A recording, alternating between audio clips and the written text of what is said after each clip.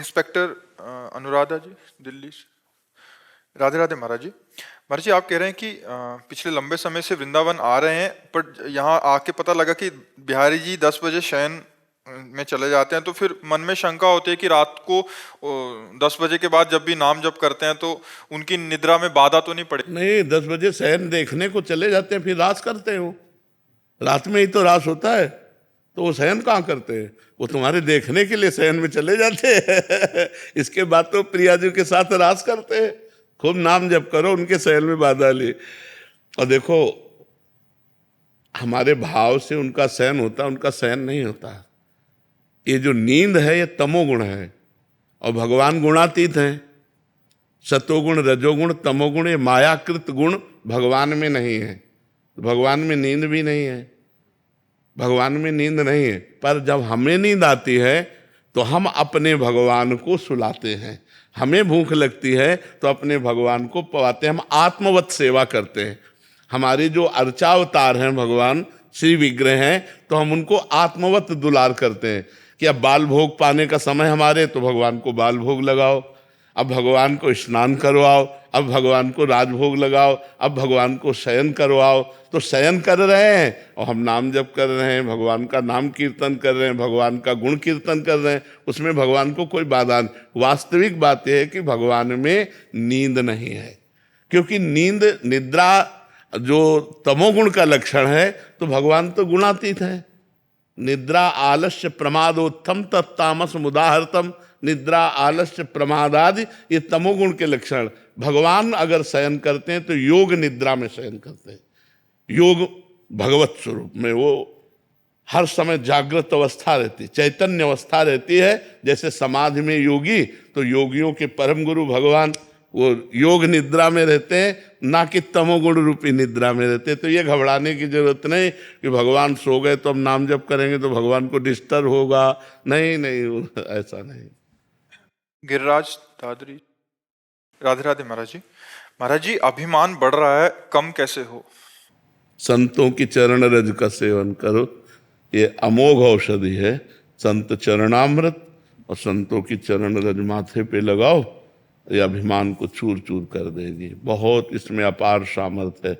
संत चरणामृत ये मिल जाता है जहाँ संत सेवा होती है, तो वहाँ संतों का चरणामृत उतारा जाता है। और अगर ना ऐसा हो तो अपने पास अर्थ हो तो एक बार संत सेवा कर ले, साल में एक बार संत सेवा करा ले तो औषधि मिल जाएगी। 150 संतों को बुलावे, चरणामृत उतारे और उसी में जल मिला करके। संत चरणामृत, हमें आपको अनुभव की बात कहते हैं। संत चरणामृत और संत चरण रज, रहो गणित तत्तपसा न याति न चेज्जया न निरूपणात् ग्रहाद्वा न छंदसा नैव जलाग्नि सूर्यो बिना महत्पाद रजोभिषेकम। बिना महापुरुषों की चरण रज से अभिषिक्त हुए ये न ब्रह्मबोध होता है, न भगवत प्रेम होता है। चाहे तपस्या कर ले, चाहे घर गृहस्थी के धर्मों का पालन पोषण करे, चाहे सूर्य चंद्र की अग्नि की उपासना कर ले, और बढ़ ही सकता है। अभिमान एक ऐसी वस्तु है, ये बिना कृपा के ढहता नहीं है।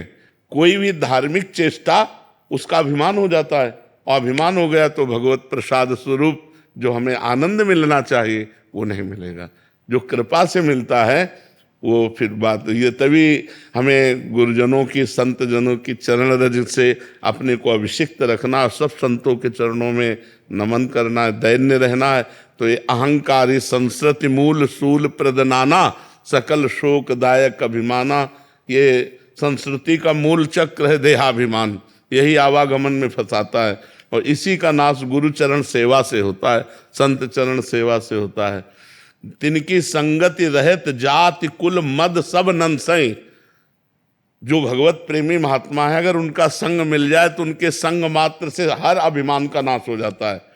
और जहां अभिमान प्रकट हुआ वहां शुद्ध भक्ति नहीं रहती। विद्या रूप महत्व कुल धन जौवन अभिमान सट कंटक देखे जहां रहे न भक्ति निदान। रहे न भक्ति निदान स्वांग सब नगर नारी के बिसैन हाथ बिकाए नहीं रिझवर भरतार के। भरतार कहते हरि को, वो हरि को नहीं रिझा सकता, वो विषयी धनी पुरुषों को रिझा सकता है। अभिमानी पुरुष भगवान की भक्ति इसको कभी प्राप्त नहीं हो सकता, क्योंकि जब तक देहाभिमान और अभिमान रहेगा तो कृपा सिंधु भगवान को अच्छा नहीं लगता। भगवान को अभिमान से द्वेष है, गर्व प्रहारी कहा गया है, और दैन्यता से प्यार है। ये दरबार दीन को आदर रीत सदा चली आई। ये दीन प्यारे वेद पुकारे द्रवौ सुश्री भगवाना। हमारे जो भगवान है उनको दैन्य प्रिय है, और हमसे द्वेष। तो हमें लगता है भगवान से प्रार्थना करें और संत चरणामृत और चरण रज का सेवन करें, जिससे ये रोग दूर हो जाए।